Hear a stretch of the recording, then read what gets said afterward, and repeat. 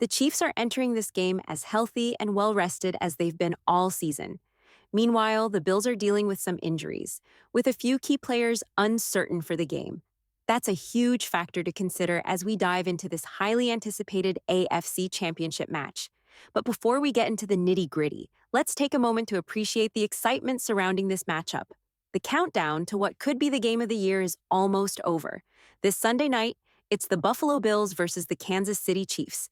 We've got Josh Allen facing off against Patrick Mahomes, Sean McDermott going up against his mentor, Andy Reid, and Steve Spagnuolo against Joe Brady. This is shaping up to be a thriller. Many people are predicting a Bills win, but don't count the Chiefs out. They've got everything they need to come out on top. There are a few key factors that could make all the difference, so let's break them down. For starters, the Chiefs need to either tie or win the turnover battle. This is crucial, as it's a trend we've seen in every playoff game. The team that wins the turnover battle tends to come out on top. The Bills have been excellent in this area, finishing the season with the best turnover differential in the league at plus 24. They only had 8 turnovers on offense, the fewest in the NFL. Josh Allen is responsible for all of them, 2 fumbles lost and 6 interceptions. But even with those, Allen has really matured as a quarterback. He's cut down on the costly mistakes we used to see and has been playing smarter, cleaner football, which has been key to his success. That said, both Allen and Mahomes threw interceptions in their Week 11 matchup, and both led to touchdowns for the other team. But Mahomes' interception was particularly damaging, as it gave the Bills the lead early and kept the Chiefs in catch-up mode for much of the game. Despite leading briefly early on, thanks to a missed extra point by Tyler Bass, the Chiefs never held the lead in the second half. For the Chiefs to win, they can't afford to give the Bills extra opportunities to score. Buffalo already averages about 30 points per game, and they've scored 27 or more in 11 of their last 13 games. Buffalo has been putting up impressive numbers all season.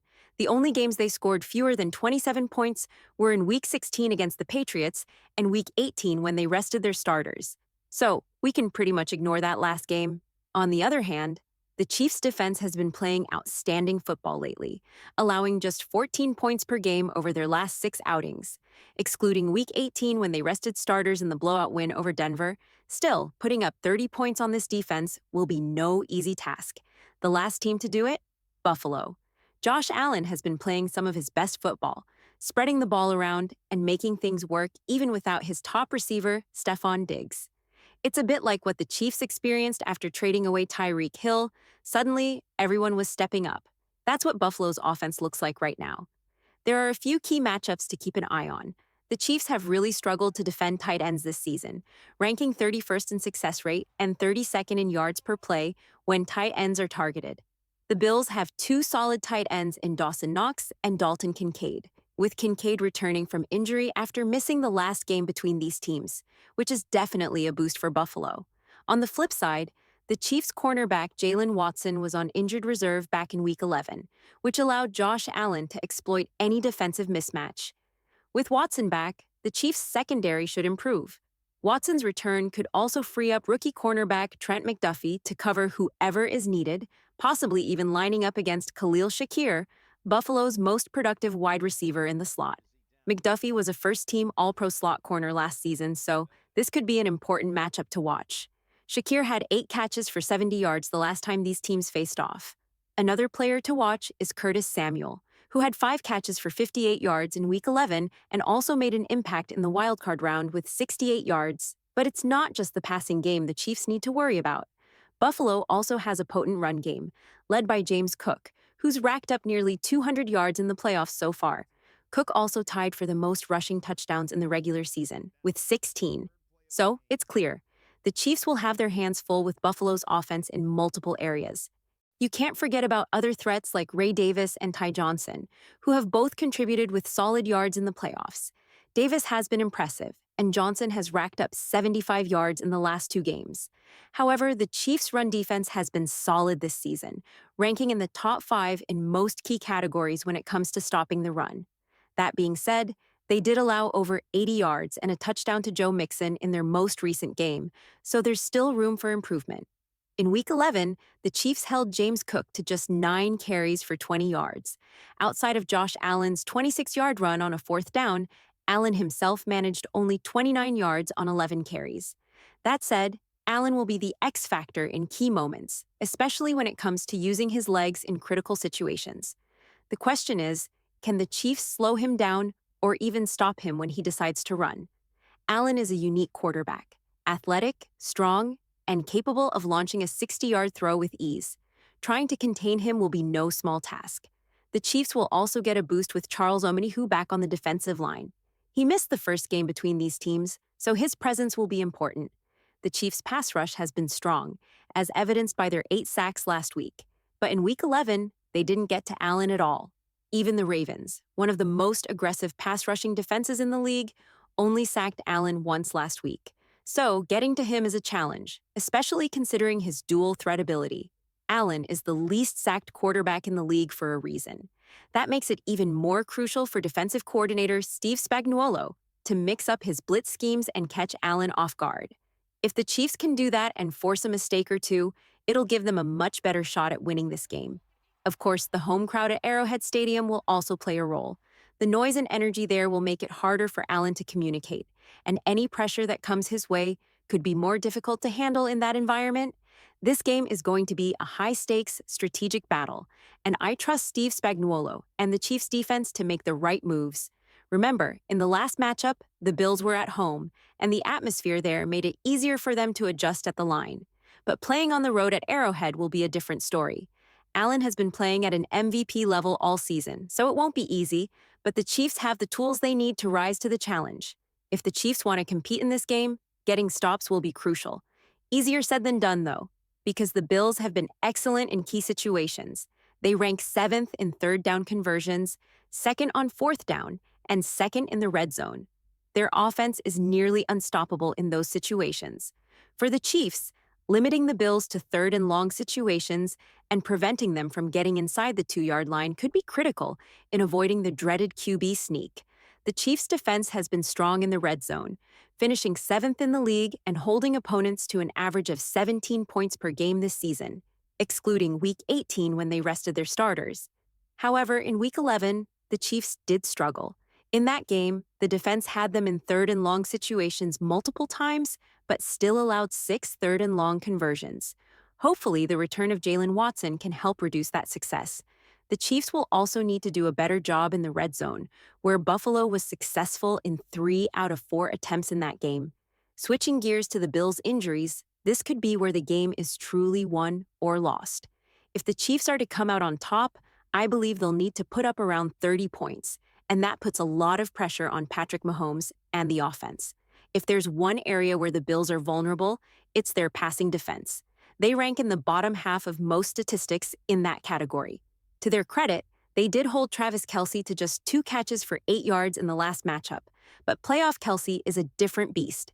He's had 14 straight playoff games with 70 or more yards, and against the Bills in 3 playoff games, he's averaged 8.7 catches for 96.3 yards and 1.7 touchdowns per game. That's why I believe Bills head coach Sean McDermott will do everything he can to take Kelce out of the game, and that's where the Chiefs' wide receivers will need to step up. Buffalo's secondary has been banged up lately. Cornerback Taron Johnson is dealing with a shoulder issue. Initially, it seemed like he'd be playing, but now I'm not so sure. He practiced in a limited capacity yesterday and was seen wearing a harness on his left shoulder.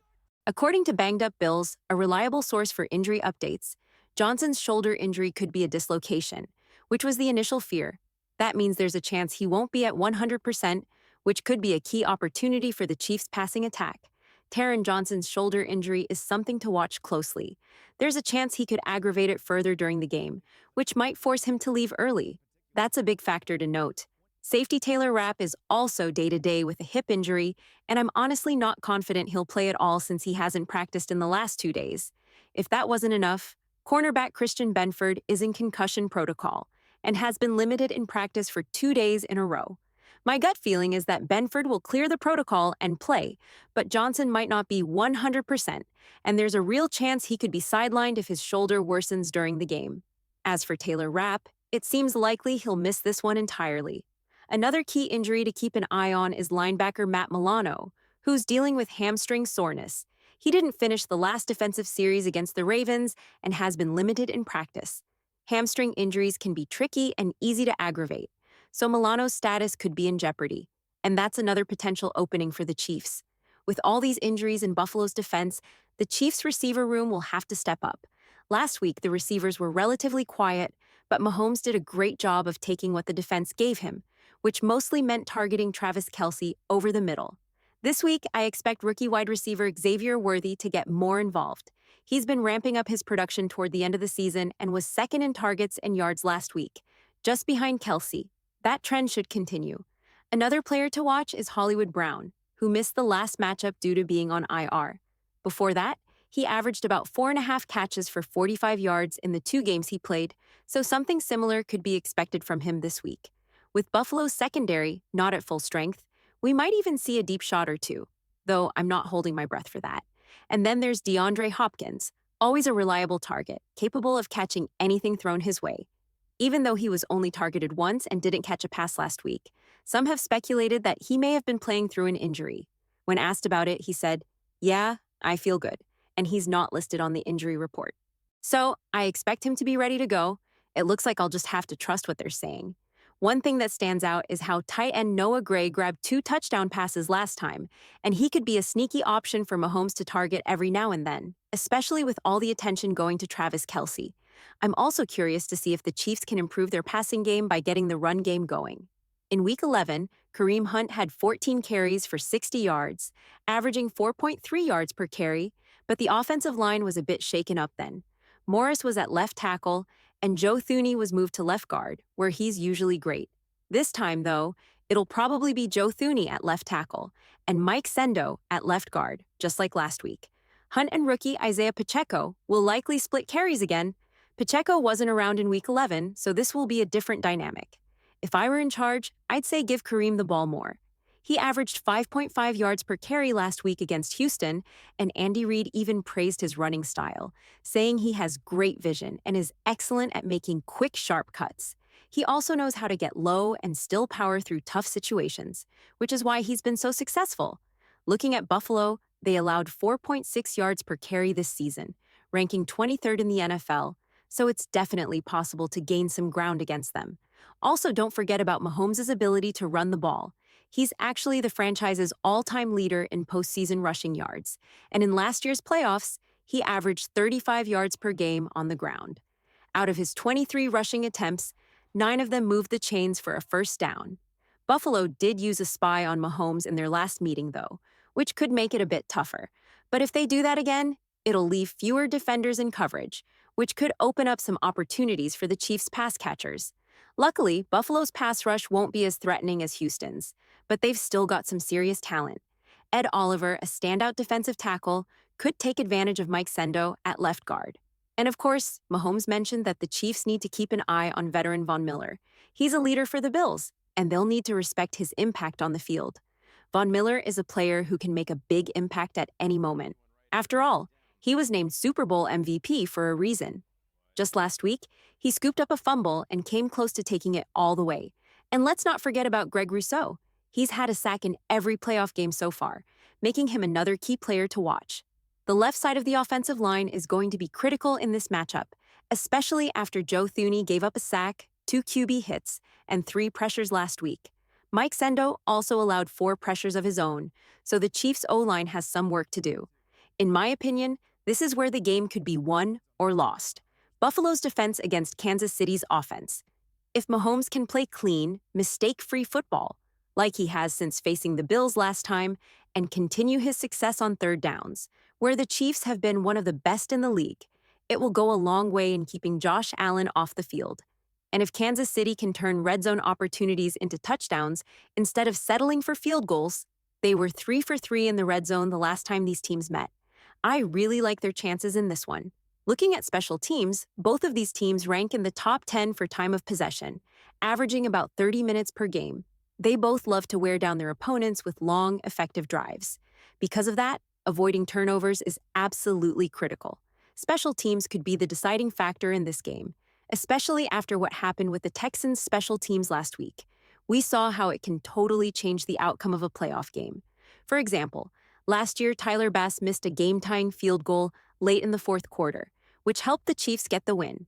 In the last meeting between these teams, the Chiefs were without Harrison Butker, and they didn't attempt any field goals. However, they went 3 for 3 in the red zone, with Spencer Schrader handling all extra points. They'll need to replicate that performance, going perfect in the red zone again, because in a playoff game like this, every point will matter. Butker was on fire last week, hitting all 3 field goals and both extra points, so he'll likely need to stay perfect in this game too. On the special teams front, there's something interesting about Buffalo. They rank as the 5th worst team in the league for yards allowed per return. Meanwhile, Nick Riggio nearly took one to the house last week, so it's something to keep an eye on. Last week, there was a big play on the opening kickoff, so maybe there's an opportunity for success in the return game again this week. But for the love of all things football, Nico Riggio, please keep 2 hands on the ball. Speaking of returners, it's important to note that Mecole Hardman's 21-day window to return from injured reserve officially ended yesterday. The Chiefs decided not to bring him back onto the 53-man roster, which means Hardman will finish the season on injured reserve. It's possible he's played his last game as a Chief, as it seems his knee just didn't heal enough to get him back in time. That leaves Riggio as the primary returner once again for Kansas City. Now let's talk about why I think the Chiefs have a strong chance to win this game. First off, they have the more experienced coaching staff. That's no disrespect to Sean McDermott or Ken Dorsey, but Steve Spagnuolo is one of the best defensive coordinators in the game, and he should absolutely be in the Hall of Fame if they ever start letting assistant coaches in. And of course, Andy Reid is one of the greatest head coaches ever, no debate there. The Chiefs also have home field advantage, plus a little extra rest. They played an early Saturday game while the Bills played late Sunday and have to travel. The Chiefs are also as healthy as they've been all season, which is a huge plus. The players returning for Kansas City are more impactful than the ones coming back for Buffalo. For the Chiefs, Jalen Watson, Charles Omenihu, and Harrison Butker all missed the Week 11 matchup but will be back now. Their return should make a big difference on both sides of the ball. On the other hand, the Bills have Spencer Brown, their right tackle, back, which is a big boost, but their defense looks different with a healthy Watson and Omenihu.